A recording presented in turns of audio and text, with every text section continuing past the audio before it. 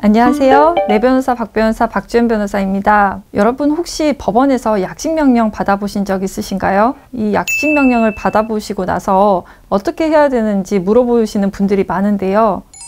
이 약식명령은 형사 판결문과 같은 형식으로 되어 있습니다. 간단하게 설명을 드리면 법원에서 정식 재판을 거치지 않고 약식으로 피고인에 대해서 벌금형을 선고를 한다는 것인데요. 더 쉽게 말하면 재판에 출석을 해서 선고를 받는 것이 아니라 그냥 서면으로 선고를 받는 것입니다. 그래서 약식명령을 받으면은 재판에 나갈 필요가 없습니다. 보통은 피고인이 자백하고 증거가 명백한 사건 중에 벌금형에 처할 사건들을 대상으로 약식명령이 이루어집니다. 이 약식명령은 검사의 약식명령 청구가 있을 때 가능한데요. 수사가 모두 끝난 후 검사가 기소를 하는 단계에서 약식명령을 청구할 수 있습니다. 검찰에서는 이것을 구약식 또는 약식 기소라고 하는데요. 반대되는 말은 구공판 또는 정식 기소입니다.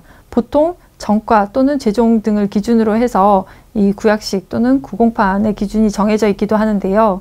이렇게 검사의 약식명령 청구가 있으면 법원이 판단해서 약식명령을 피고인에게 고지하게 됩니다. 법원의 약식명령에는 벌금 액수, 범죄 사실, 적용 법령, 부수 처분과 약식명령을 고지받은 날로부터 7일 이내에 정식재판 청구를 할 수 있음이 기재되어 있습니다. 약식명령을 받았는데 나는 무죄인데 억울하다거나 아니면은 내가 죄를 지은 것은 맞는데 벌금 액수가 너무 많다고 생각이 되면 7일 이내에 정식재판 청구를 할 수가 있습니다. 정식재판 청구는 해당 법원에 서면으로 청구할 수 있는데요. 중요한 것은 약식명령을 고지받은 날로부터 7일 이내에 해야 된다는 것입니다. 7일 이내에 정식재판 청구를 하지 않으면은 이 약식명령은 확정돼서 확정 판결과 동일한 효력이 있습니다. 그러면은 괜히 정식재판을 청구를 했다가 내가 벌금형을 받을 거였는데 징역형을 받게 되는 거 아니냐 이런 걱정을 하시는 분들이 있을 것 같은데요.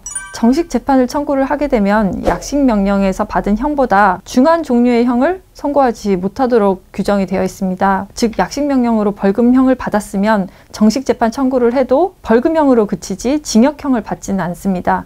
다만 그 벌금형의 액수가 더 높아질 수는 있습니다. 따라서 약식명령을 받으신 분들은 그 액수를 수긍을 하고 납부를 할 것인지 아니면 정식재판을 청구할 것인지 청구 기간, 그 효과 등을 잘 따져보고 결정을 하셔야겠습니다. 벌금형도 엄연한 전과 기록에 남는 범죄 경력이기 때문에 간단하게 생각하지 마시고 불이익을 받지 않도록 하셔야겠습니다. 약식명령에서 한 가지 또 중요한 팁은 특히 폭행죄 같은 경우입니다.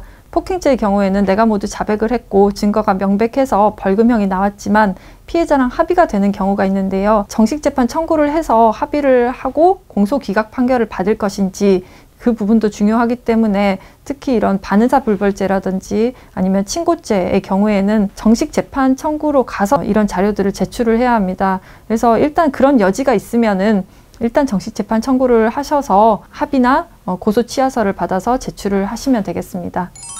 이번 시간에는 많이들 물어보시는 약식명령 그리고 정식재판 청구에 대해서 설명드렸습니다. 다음 시간에도 제가 법률 상담을 하면서 많이 받았던 질문들에 대해서 설명드리도록 하겠습니다. 그럼 다음 영상에서 뵙겠습니다. 감사합니다.